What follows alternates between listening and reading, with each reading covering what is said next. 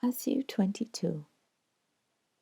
Jesus spoke to them again in parables, saying, The kingdom of heaven is like a king who prepared a wedding banquet for his son.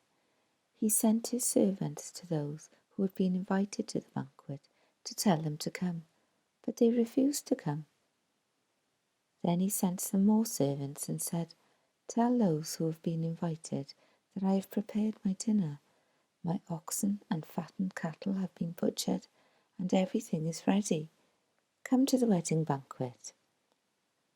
But they paid no attention and went off, one to his field, another to his business. The rest seized his servants, mistreated them, and killed them. The king was enraged.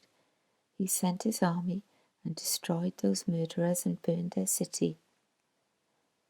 Then he said to his servants, The wedding banquet is ready, but those I invited did not deserve to come. So go to the street corners and invite to the banquet anyone you find.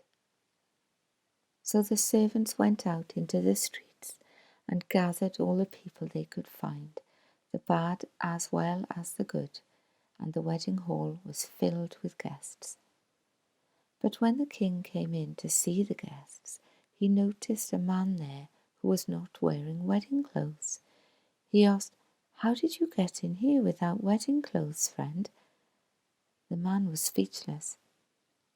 Then the king told the attendants, Tie him hand and foot and throw him outside into the darkness, where there will be weeping and gnashing of teeth. For many are invited, but few are chosen. Then the Pharisees went out and laid plans to trap him in his words.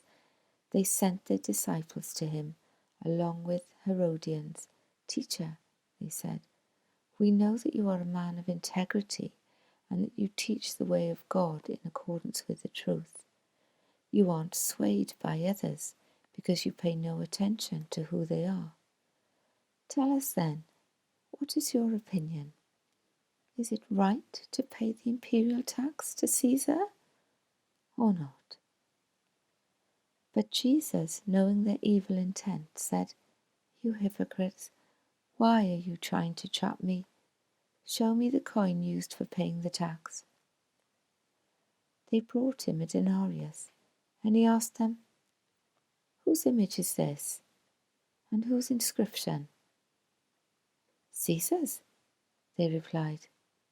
Then he said to them, So give back to Caesar what is Caesar's, and to God what is God's.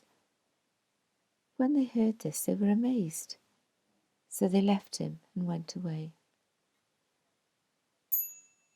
That same day, the Sadducees, who say there is no resurrection, came to him with a question.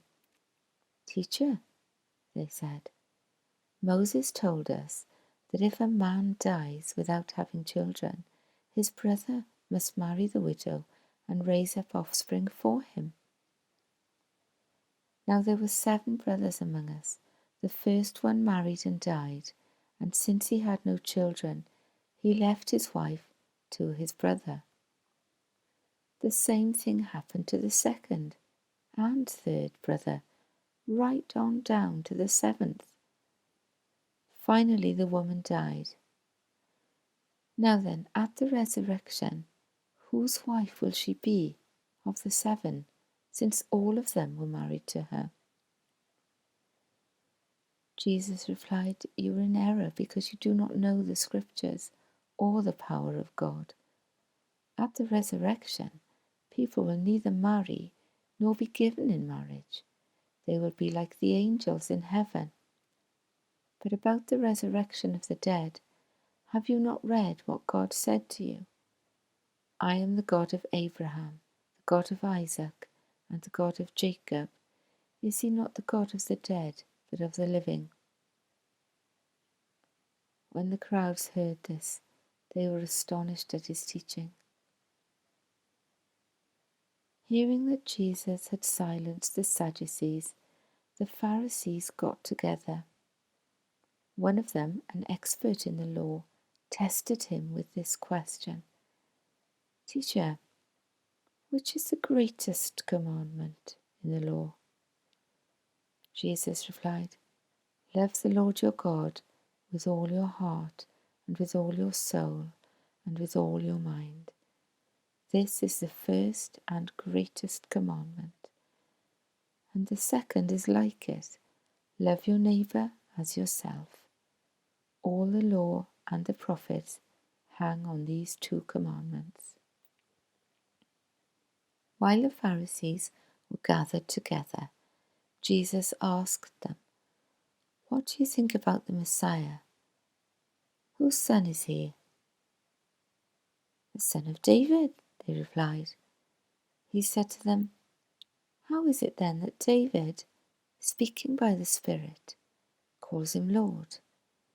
For he says, The Lord said to my Lord, Sit at my right hand until I put your enemies under your feet. If then David calls him Lord, how can he be his son? No one could say a word in reply, and from that day on, no one dared to ask him any more questions.